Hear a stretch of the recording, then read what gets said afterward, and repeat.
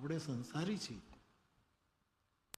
અને જે મેં મારા ગુરુને વિશુદ્ધ રૂપે જોયા છે, શુદ્ધ રૂપે જોયા, એવી નામની કૃપા થાય પછી જ્યાં યોગ હશે ત્યાં નામ વિશે ગાવાનું મનોરથ છે.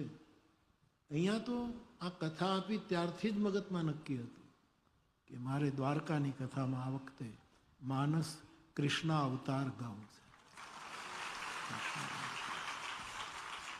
માનસના આધારે કૃષ્ણ અવતારની કથા.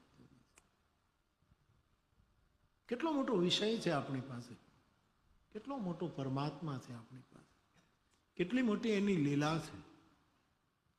શાસ્ત્રો દ્વારા, સંતો દ્વારા, આચાર્યો દ્વારા જે કંઈ સાંભળ્યું હોય, જે કંઈ ગુરુ કૃપા, એના દ્વારા મેં એવું નક્કી કરેલું કે આ વખતે માનસ કૃષ્ણ અવતાર વિશે કથા ગાઈશું. લેકિન આપની ઈચ્છા હતી કે નામ મહિમા ઉપર એવું વિનુભાઈ પણ કંઈક બોલ્યા કે બાપુ નામ.